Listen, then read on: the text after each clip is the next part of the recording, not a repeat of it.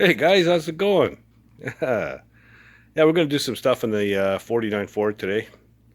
Um, but before I get into it, I've been trying to attract people to my, Dirty Dan's Rod and Cycle Facebook page. I do that by posting, pictures, videos, whatever, onto some of these antique car sites or rat rod sites or hot rod sites or whatever. And if people like what I posted, well, then I can invite them to check out my Facebook page, and it's been working out pretty good. So I posted this one particular picture. Uh, it was a 3031 Buick. I think it was a four-door sedan, and it had been cut down into a truck. Uh, Farmers did this all the time. Back then, I mean, it was the Depression. You had no money. You got a four-door sedan sitting in the yard that you can't afford to go anywhere to with or anything else with. So, but you need a truck. So cut it down, make it a truck, and at least you can use it. It's not like they could just go and buy a truck. Didn't have the money. So anyway, there's this picture of this thing sitting in a field, and the weeds are growing around it, and the grass is growing up, and everything else. And, it's looking pretty sad. And I put a little caption on it saying, just imagine how much work this old girl did, with the utmost respect for the vehicle. And this guy, so bing, a guy comments on your post. So, okay. So I check it out. The guy says, why is it a girl? That car should be able to choose its own gender. Yeah.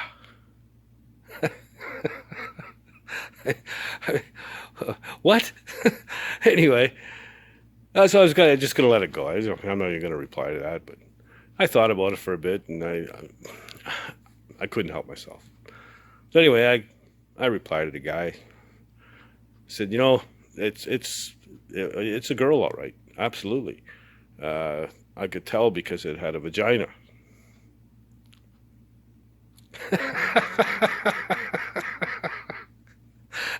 It's no more stupid than his comment. Come on, really. Anyway, banned, gone from that site. They're not allowing me to post on there anymore. But whatever. I mean, really. Anyway, we did a bunch of stuff or I did a bunch of stuff. There's no we here. It's just me. Um, did a bunch of stuff in the 49. I had to jack it up, get underneath, paint the floor in a few spots where I welded. The bottom side of the toe boards, the top of the frame, and that cross member to paint before I could bolt on the cab permanently. I did that as well. I had to fix a drip rail,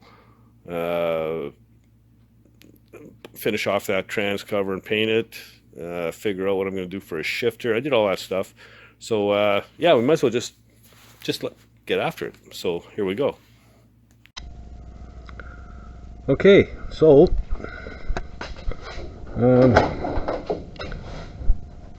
every time I look at this floor, I just can't believe how good a shape it's in.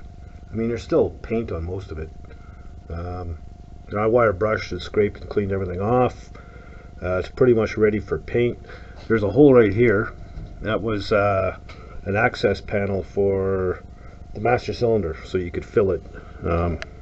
I've made a little patch, so that got to weld that in. I also want to remove the fuel tank behind the seat and the toolbox. Toolbox I might put back, but that tank is not going back. Not only do I want to clean what's underneath and paint it as well, but I don't feel like sitting on top of a bomb. So yeah, we're gonna put the tank in the rear frame rails under the box. There's a spot up here on the drip rail. You can see where it's kind of separated. We're going to fix that because it's a functional thing, keeps water from coming down here, and so I can fix it and weld it up, make it look good. And then a little bit of filler work just where I patched all the holes just to clean up the grinder marks and stuff, and smooth it out nice and prep it for paint. I'm probably, once I'm done with the floor on the inside, I'm going to flip the cab back on its back one more time just to touch up any spots in the floor and stuff underneath, and any spots in the frame that I need to do. And yeah, then we can bolt it down permanently. So that's where I'm at. Okay, so as you can see, I jacked it up and I was able to get underneath and get the bottom side of the toe boards done. Excuse me. Touched up spots that I welded and a little bit of overspray in the frame, got that all cleaned up, and we painted the firewall. So this isn't going to be a show car or anything. This is going to be a driver. I just want it to look, clean underneath the hood. So it's just a rattle can, red, and I know it kind of looks orange in the video, but it's red. Yeah, so that's done. So now I'm ready to lower it back down, bolt it up for good. The underside of the transmission tunnel, it's wet paint yet. Got to do the top of it, but I'll do that when I put it in.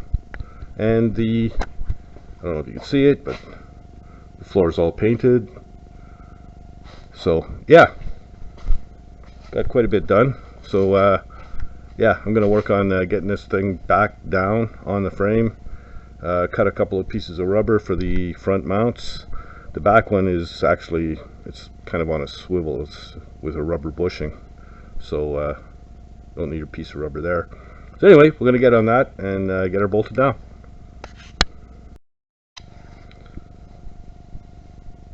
Okay, well, there it is, all painted up. I've been doing a major cleanup in here today and raised a lot of dust, so the rest of the floor is pretty dusty compared to the tranny tunnel. I had 3 shifters to choose from. I had a B&M shifter, came out of a Chevelle, I think it was, but it's kind of it's big and bulky and just wouldn't look right. There's also a Mustang shifter, stock Mustang shifter, and they're all pretty much the same, but that would be a little bit too low to the floor. I'm going to be sitting up a bit because it's a truck, so it'd be a bit of a reach. So I have this one.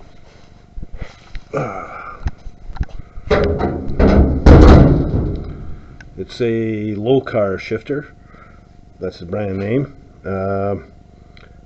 It's going to work out pretty good. So it's going to sit right here on this flat piece, and I'll have to modify this piece here, have it come more straight down and then kick out, but it should work out pretty good. And so that's what I'm going to use. Also, I changed the door pins, both sets, or both hinges, and now I've got a pretty good gap with my door, and it lines up nice here. So that's bonus, and the cab is all bolted down. So that's where she sits, that's where she's going to live from here on in. So all I've got to do now is fix this part of the drip rail where it's split. I don't know if you can see that. Anyway, we'll fix that up and then scuff the whole truck, and it's ready for clear coat. So yeah, perfect, right on, moving right along. I also started digging up some other parts like the distributor and the starter. I'm going to need a pulley, belt, hoses, plugs and wires, all that kind of stuff, and get all that in there, and hopefully we can bust this thing off. So that's where I'm at, and yeah, we're just going to carry on.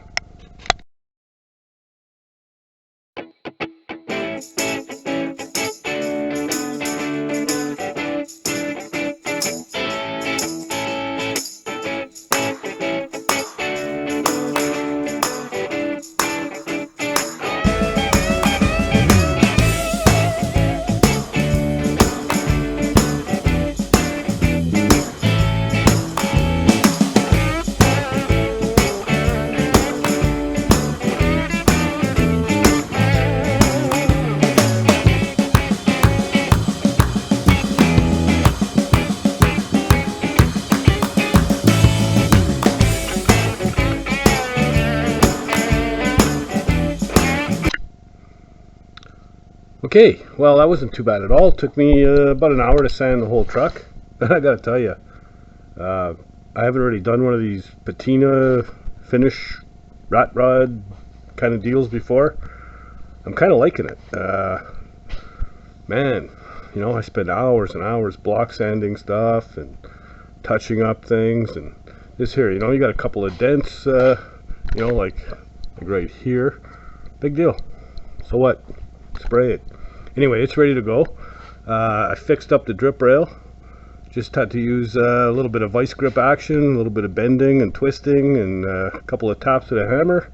Looks pretty good, so I'm happy with it. We'll blow it off in the morning. Really don't have to mask off that much. You know, the firewall, cover the engine frame rails where it's painted. The rubbers are no good anyway. The glass is cracked.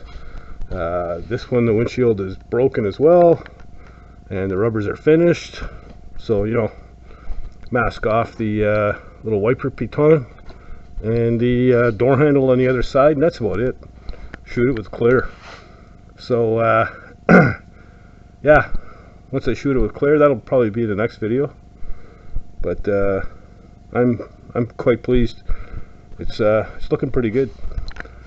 So that's where we're at on that, and I guess we'll wrap it up.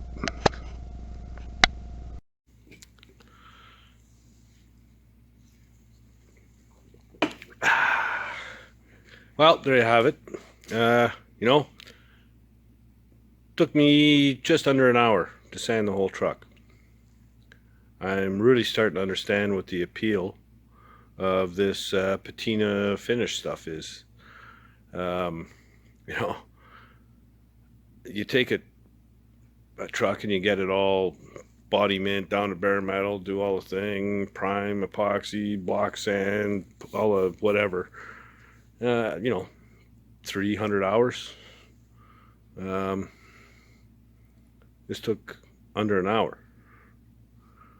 Am I going to enjoy the truck any less when it's done? No, I'm probably going to enjoy it more because I don't have to worry about it. If I get a stone chip or a scratch, do I care? Of course not. Dab it up a little bit of clear and that's it. You're done.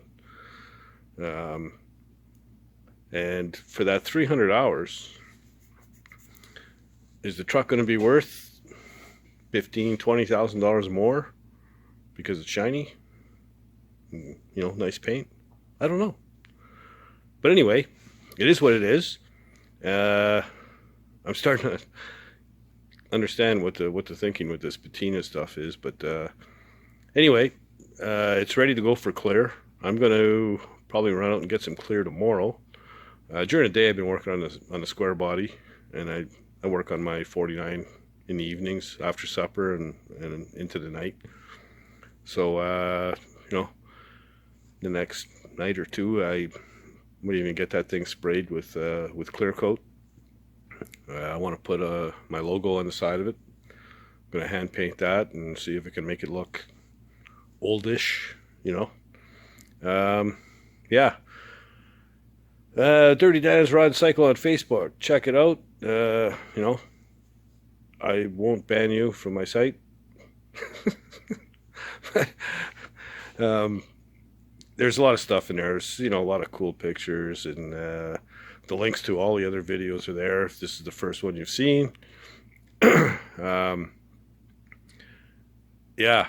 Also, you know, take your finger, this one, or whatever, which one you want, and hit the goddamn subscribe button. What's wrong with you?